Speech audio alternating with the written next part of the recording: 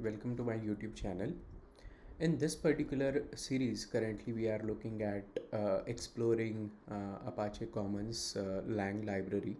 And in our last tutorial, we have seen how we can add the Maven dependency for the Apache Commons library and how we can use some of the APIs like the one which we have seen in our last video, right? Like contains any and contains ignore case. Let's move ahead and see some of the more libraries or APIs or methods that are been given by the Apache Commons library. So let's say we have a string, right? And what we want to see is what is the count of a particular character or word, like how many times it has occurred in the string. Now, for example, I wanted to see how many times the com word occurred in this particular string or any string. Or let's say I wanted to see what is the count of a particular character, like for example C. What is the occurrence of character C in the entire string, right? So for that there is a method that is been made available in the string utils class, and this is how it looks like, that string utils dot count matches, right? This is the name of the method.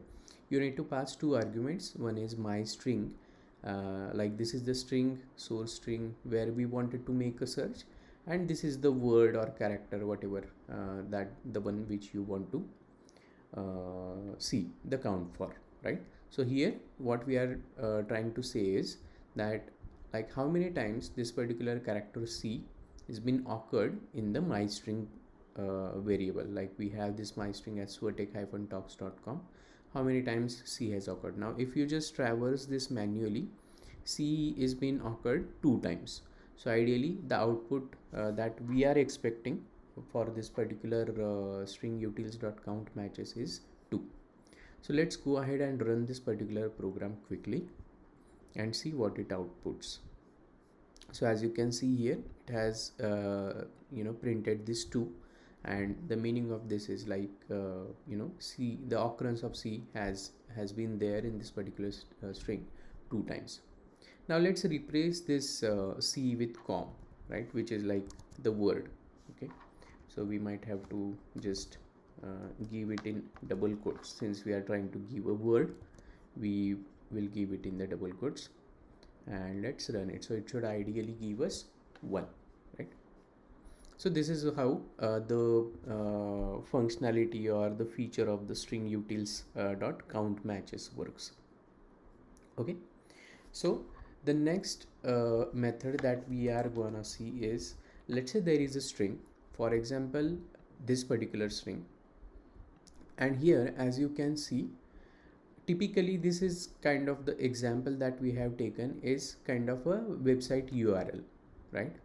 Like www.swordtech-talks.com or www.google.com, anything you can take. Generally any website name, not generally, actually, like every time it always starts with the www, right? But here if you see, www part is missing in this particular string. So let's say this is our use case, that we wanted to append or prepend some specific characters in the string, right? Now let's see how we can prepend the characters in the string. Okay, so I'll just write it for you. So this string utils class, okay, string utils class has a method called as prepend, right? Prepend if missing. There is a method called as prepend if missing. Here you need to again pass two parameters. Is first one the string which you wanted to do this particular manipulation, and then the character or word that you wanted to add, right? So if I'll just comment this, so that we'll get only one output. So what we are trying to say here is, this is my string, I want to prepend this particular string with www dot. Okay, and if you see, there is one more thing that is present here, which is if missing. So if www dot is already there, then you don't really have to prepend this particular word or string to this given string. If it is missing, then and then only do this, else you can ignore this. This is what the meaning of this particular method.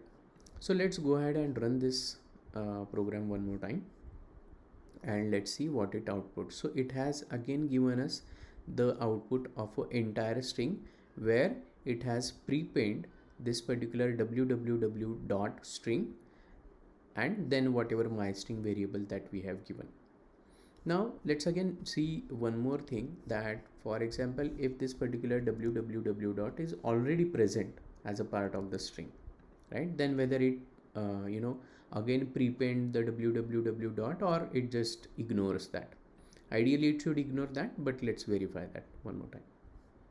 Let's see, it has not done this particular string prepend thing two times. It is just one time, because of the reason that we have given the if missing part. This is the functionality of this particular method, that if and only if this particular string is missing, then and then only add it, else you can ignore it.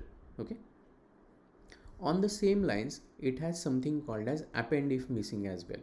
Now append is nothing but after the entire string, like this particular part. So let's do one thing. Let's remove this .com. Let's keep it www.sotec-talks, and let's try to use append if missing. Append if missing my string, and let's give it here as .com, and let's run it. Let's see.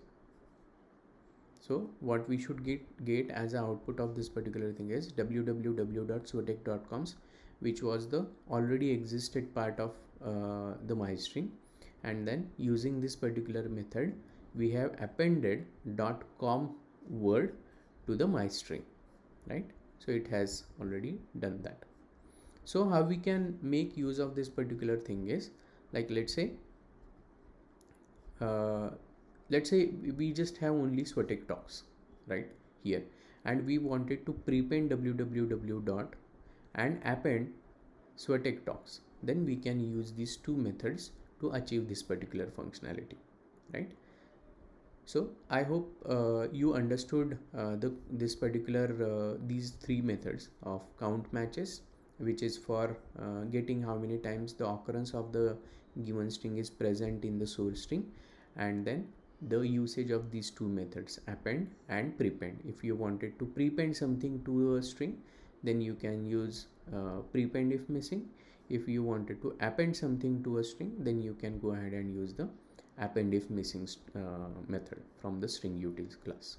Okay, so that's it for this particular video, guys. Stay tuned for some more available methods in the string utils class. I'll see you in the next video. Thank you for watching this.